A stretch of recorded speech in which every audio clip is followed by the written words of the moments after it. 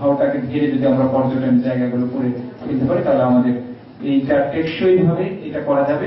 মানুষ এখানে ঘুরতে হবে আসবে, সাথে সাথে পরিবেশটা সংরক্ষণ করা যাবে এবং আমাদের যে চাহিদাগুলো যেগুলো ন্যাচারাল সোর্স থেকে আসে সেগুলো বৃদ্ধি পাবে। আমি স্যার এখানে আমন্ত্রণ জানাই আমার বক্তব্য শেষ করছি। ধন্যবাদ সকলকে। ধন্যবাদ স্যারকে। অনুরোধ করি মহাপরিকল্পনা রচিত হবে।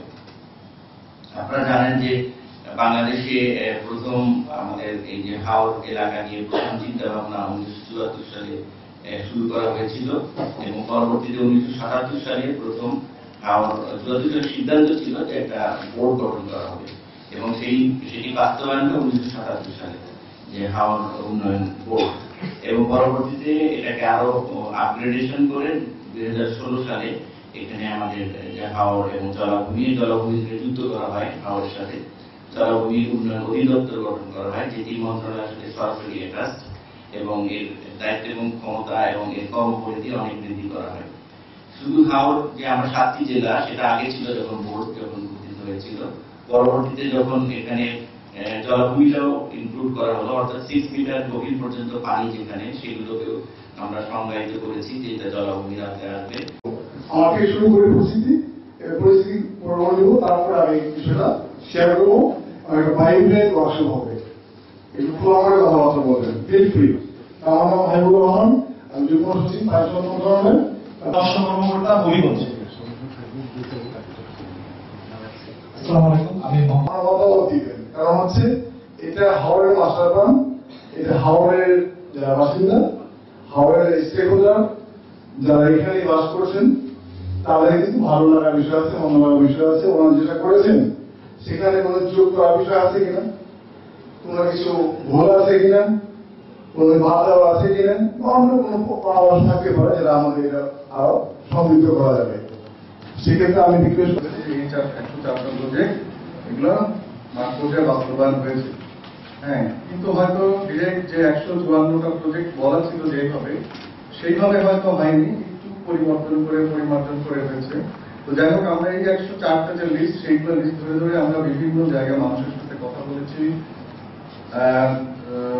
একদম যারা বেনিফিশিয়ারি উপকারভোগী তাদের সাথে নিয়ে বসে সেই প্রজেক্টগুলো তাদের আসলেই জীবনে কাজে লাগলো কিনা সেইগুলা সম্পর্কে যেমন আলোচনা করেছি, এর সাথে সাথে আরো কি কি ভবিষ্যতে কাজ করা যায়। এবং তো আমাদের যে আমরা ছোটবেলায় যে হাওড়ের যে বৈচিত্র্য দেখেছি সেই প্রাণ প্রকৃত বৈচিত্র্য এখন অনেকটাই নেই। এখানে আমরা প্রেজেন্টের সময় দেখুন যে পানি শুকিয়ে যায়, কালবন্যা চলে আসবে, বিভিন্ন ধরনের সমস্যা।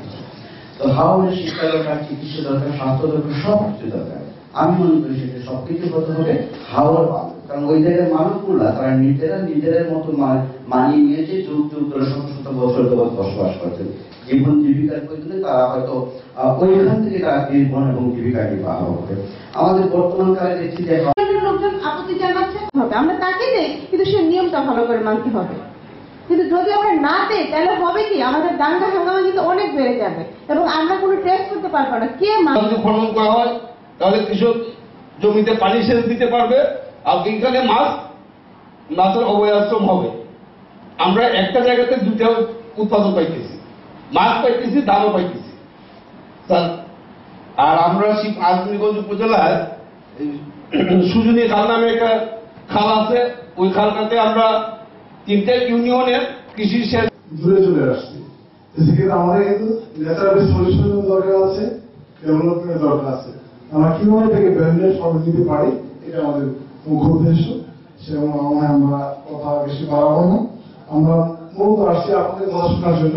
আমাদের জেলা প্রশাসক মহোদয় আছেন, তার ক্ষেত্রে আমরা শুনবো, যেহেতু এই জেলার যা কিছু হবে কাজ করবো। মানুষের জীবন জীবিকার সাথে হাওড় অত্যন্ত নিবিড় সম্পৃক্ত।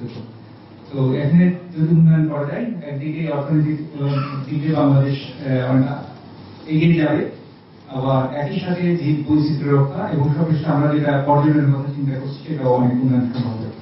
আমরা দেখেছি বা উপলব্ধি করেছি এই হাওড় উন্নয়নের জন্য কয়েকটা সমস্যা, যেটা হচ্ছে সিচুয়েশন, দূষণ এবং সর্বশেষ হচ্ছে দখল। আমার কাছে খুব ভালো একটা প্রস্তাব এসেছে, আমাদের মৎস্য কর্মকর্তা বলেছেন যে জোনিংটা করা থাকে। এই যে আমার হাওর, এই আমার গ্যাপ, এই আমার ডাক, এই ক্ষতি হয়েছিল, তার মধ্যে 100 বেশি প্রকল্প ইতিমধ্যে সমাপ্ত হয়ে গেছে।